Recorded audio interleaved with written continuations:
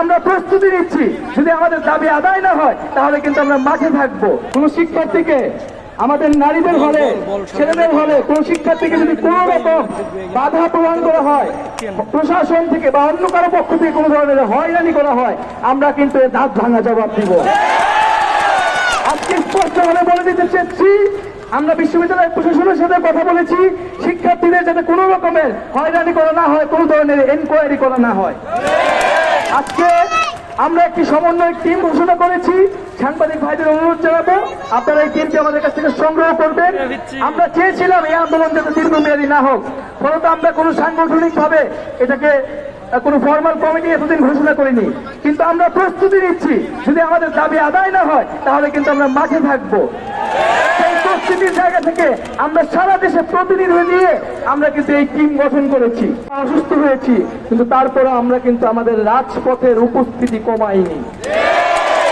বন্ধুগণ, আজকের দিন থেকে এটা স্পষ্ট হওয়া উচিত সরকারের কাছে যে ছাত্ররা কিন্তু সহজে মাঠ ছাড়বে না, এবং আমাদের আহ্বান থাকবে যে আপনারা দায়িত্বশীল বক্তব্য দিন, দায়িত্বশীল আচরণ করুন।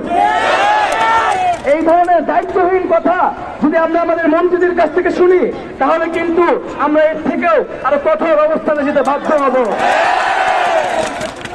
একটা জিনিস আমাদের স্পষ্টভাবে বোঝা দরকার যে এখন কিন্তু বল সরকারের কোর্টে।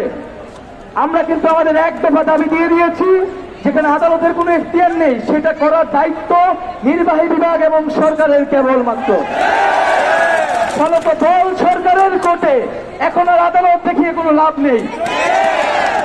সরকারই ঠিক করতে পারে এই আন্দোলনের গতিমুখ কি হবে, এই আন্দোলনের প্রেক্ষাপট আরো কত বৃদ্ধি পাবে। এটা আমাদের হাতে নাই, এটা আদালতের হাতে নাই, সরকারের বলেই, সরকারের কোর্টেই বল।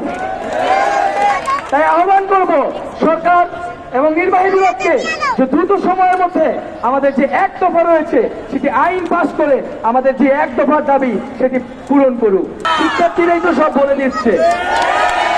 কিন্তু বন্ধুগণ, আমরা একটা জিনিস স্পষ্ট করতে চাই যে এই যে আমরা অর্ধবেলা ধরে ব্লকেট করছি, আমরা এই অর্ধবেলায় কিন্তু থেমে থাকবো না।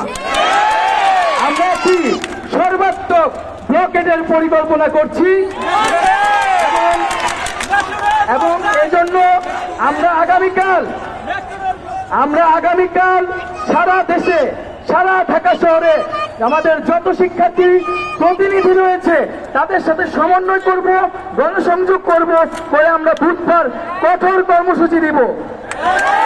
এবং আমাদের আগামীকাল কিন্তু আমাদের যে চলমান কর্মসূচি ছাত্র ধর্মঘট এবং ক্লাস পরীক্ষা বর্জন, তা কিন্তু চলবে। এবং আমরা কিন্তু ব্লকেট উইথড্র করি নাই, বরং সর্বাত্মক ব্লকেটের জন্য আমরা প্রস্তুতি নিচ্ছি। আমরা আগামীকাল অনলাইনে বিকালবেলা একটি প্রেস ব্রিফিং করে আমাদের বুধবারের কর্মসূচি আমরা জানিয়ে দেব। আপনারা সর্বাত্মকভাবে সারা দেশের সকল শিক্ষা প্রতিষ্ঠানে ব্লকেটের পরিকল্পনা এবং প্রস্তুতি গ্রহণ করুন।